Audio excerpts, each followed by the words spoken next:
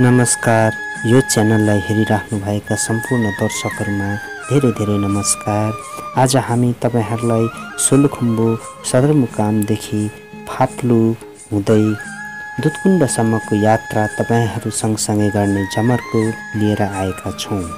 आशा छ तपाईहरु पनि हामी सँगसँगै साथ नछोडिकन दुधकुण्डसम्मको यात्रामा सहभागी हुनुहुन्छ भन्ने हामीलाई पूर्ण विश्वासका साथ हामी रमाइलो र हाँसी खुसीसँगै हामी अब आफ्नो गन्तव्यतिर लम्किरहेका छौं। अब हामी भने फाप्लुबाट रिम्बुतिरको यात्रा तय गरिरहेका छौं। यी देखिन्छ नीला हरिया पाखाहरू छिचोल्दै हामी रिम्बुसम्म पुगेर आज हामी बास बस्ने जमर्को गरेका छौं। अत्यन्तै प्राकृतिक सुन्दरताले भरिपूर्ण स्वर्गको टुक्रालाई हामी तपाईहरु माझ लिएर गइरहेका छौं। हामीलाई पनि खुल्दुल छ, छिटो पुग्न मन छ त्यहाँ हामीलाई। यहाँ बाटोतिर हामीले देखिरहेका छौं गाई वस्तुहरू यसरी जंगलतिर चरिचरणका लागि लाने गरिएको रहेछ। अब भने हामी बस्ने ठाउँ लगभग पुग्न लागेको मैले बुझेको छु साथीहरुको भनाइबाट। रिम्बु पुगेपछि हामी बेलुकाको खानामा यसरी सहभागी भयौं र भोलि बिहानै उठेर अर्को सिनहरू र आफ्नो यात्राहरूलाई तय गर्नुपर्ने भएकाले हामी सुतिहाल्यौं। बिहान रिम्बुदेखि हामी बिहानै यो सिनहरू हेर्दै यो हिमालको फेदतिर पुग्ने मनसायमा हामी एकदमै उत्सुकतापूर्वक हामी हाम्रो यात्रालाई निरन्तर अगाडि बढाइरह्यौं। यसरी बढिरह्यौं। अब हामी भने कामी डाँडाको आसपास पुगिसकेका छौं र मौसम पनि खुलेकोले हामी लुक्लातिर क्यामेरालाई फर्काइहाल्यौं। लुक्ला नदेखेपछि हामी फोटो मात्रै खिच्न भए पनि हामी तम्सिहाल्यौं। त्यसपछि हामी ओरालो हरिया नीला चुचुरा डाँडाहरू काट्दै अगाडि बढ्यौं। हाम्रो टिम साह्रै रमाइलो थियो। ठाउँ ठाउँको नृत्यको दृश्यहरू म तपाईहरुलाई देखाउने नै छु।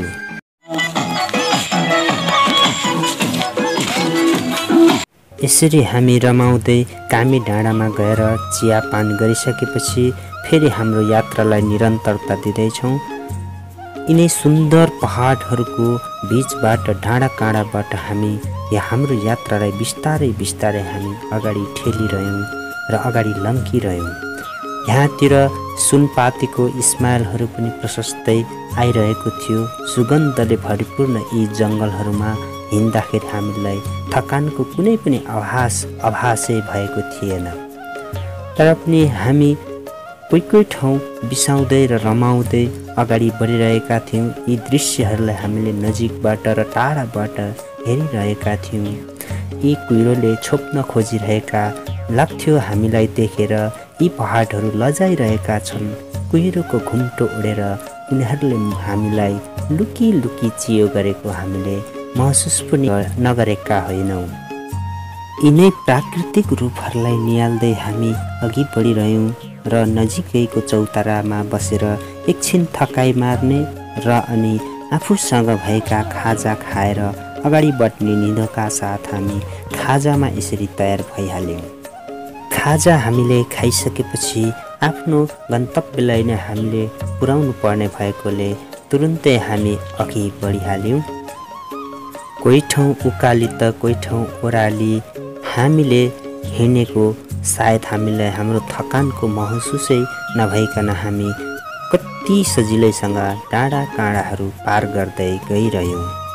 साथीहरूको मुहारमा पनि खासै नैराश्यता जस्तो देखिएको छैन, किनकि यो सुन्दरतालाई हेर्न उहाँहरू पनि धेरै आतुर जस्तो देखिनुहुन्थ्यो। ठाउँ ठाउँमा यस्ता कञ्चन छाँगाहरू देखेपछि कसको पो मनको धैर्यताले थाम्न सक्ला र हामीलाई पनि प्यास लागिहाल्यो। हिमालदेखि आएको यो चिसो चिसो पानीहरू देख्ने बित्तिकै हाम्रो मनले मानेन। हामीले पनि पानी खाने निधो गरिहाल्यौँ। जहाँ फुल छन् त्यहाँ भमरा डुल्छन् भने झैँ हाम्रो मनहरू पनि त्यही स्वच्छ झरनामा डुलिहाल्यो र हामी पनि बसेर पानी खाने बहानामा त्यहाँको झरनासँग एकछिन रमाइलो भलाकुसारी गर्यौं। एकछिनको रमाइलो बसाएपछि फेरि पनि हामीले आफ्नो गन्तव्यलाई टुङ्गोमा पुर्याउनको लागि हामी फेरि पनि अगाडि बढ्यौं। यी मनमोहक दृश्यहरूले हाम्रो मनसँग जुहारी खेल्दै थियो। त्यसै गरी हामी पनि अगाडि बढ्दै थियौँ। जाँदा जाँदै अब हामीले चौरी गोठहरू भेट्न थालियो। अब ठुलो रुखहरू भने कमै मात्रामा देखिन थाल्यो। कता कता चौरीहरू पनि चढ्दै गरेको हामीले देख्न थाल्यौँ। अब भने हामी अझ पनि नयाँ नयाँ कुराहरू थाहा पाउन र नयाँ नयाँ दृश्यहरू हेर्न हामी एकदमै इच्छुक र आतुरमा हामी अगाडि बढिरहेका थियौँ। यिनै पोथ्रे र बुट्यान जङ्गलहरूमा चरिरहेका चौरीहरूले पनि हामीलाई हेरेर यस्तो नयाँ नौलो मान्छेलाई स्वागत गरेको जस्तो हामीले बुझिरहेका थियौँ। चढ्दै गरेका चौरी गाईहरू ठाउँ ठाउँ देखिन्थ्यो भने ठाउँ ठाउँमा चाहिँ दुनलाई ठिक्क भएका चौरी गाईहरू पनि हामीले देखिरहेका थियौँ। यसै गरी प्राकृतिक फुलबारीहरू पनि हामीले भेटिरहेका थियौँ। यी दृश्यहरूले हामीलाई साँच्चीकै मनदेखि मनसम्म छुन सकेको थियो। यी निश्चल र विरल झरनाहरू हामीले देख्दाखेरि लाग्थ्यो कि स्वर्गका परीहरू परी जामा लगाएर आफ्नो तरङ्गमा आफ्नो तालमा नृत्य गरिरहेको हामीले आभास गरिरहेका थियौँ। यिनै दृश्यहरू देख्दाखेरि हामीलाई साँच्चीकै खुसीले मनदेखि मनसम्म छोएको थियो। ठाउँ ठाउँमा अग्लो छाँगाहरू देखिन्थे भने कोही ठाउँ नागबेली भएर नागबेली तालमा बगिरहेको र आफ्नो शक्तिहरू ठाउँ ठाउँ केन्द्रित गरिरहेको जस्तो हामीले आभास गरेका थियौँ। यी स्वच्छ र कञ्चन झरनाहरू पनि आतुर झैँ देखिन्थे, किनकि यिनीहरूको पनि गन्तव्य हाम्रो जस्तै थियो होला जस्तै लागिरहेको थियो। त्यसैले त होला यी झरनाहरू पनि निरन्तर आफ्नो काममा लागि परेको जस्तो देखिन्थे। ठाउँ ठाउँका पहाडहरू छिचोल्दै नागबेली तालमा झर्दै गरेका अग्लो चुचुरादेखिको यी झरनाहरू हेर्दाखेरि साँच्चीकै मनमोहक देखिन्थे। यी झरनाहरू छिचोल्दै हामी पार गर्दै अघि बढिरहेका थियौँ। अब भने हामीलाई अलिकति हिँड्नमा कठिनाइ आए जस्तो हामीले आभास गर्न थाल्यौँ, किनकि अक्सिजनको मात्रा कम हुने भएकोले हामीलाई हिँड्नमा अलि समस्या आएको जस्तो हामी सबैले महसुस गरिरहेको थियौँ। तर पनि हामी नहिँडिकन नहुने बाध्य भएकोले हामी बिस्तार बिस्तार हामी हाम्रो कदमहरूलाई अगाडि बढाइरह्यौँ।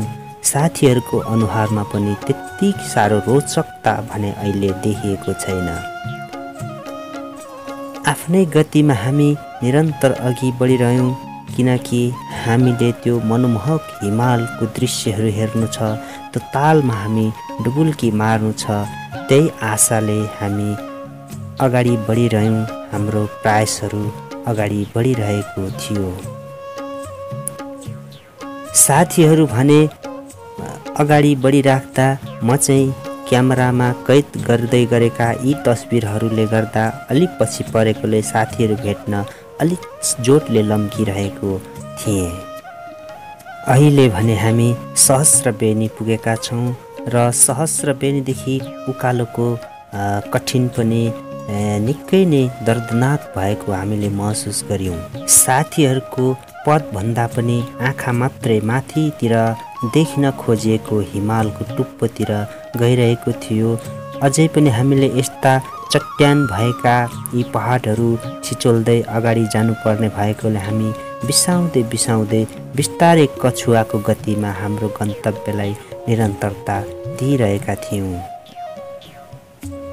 यिनै अप्ठ्यारा बाटाहरू, साँघुरो बाटो, भिरालो बाटो र झरीका कारण चिप्लो भएकोले गर्दा होला हामी बिस्तारै अझ पनि सूक्ष्म गतिले अगाडि लागिरह्यौँ।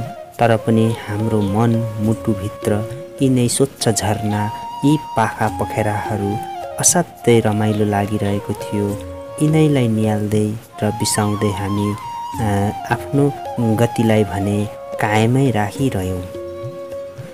जति हामी माथि जाँदैछौँ त्यति नै हामीलाई हिँड्नमा कठिनाइ भइरहेको थियो।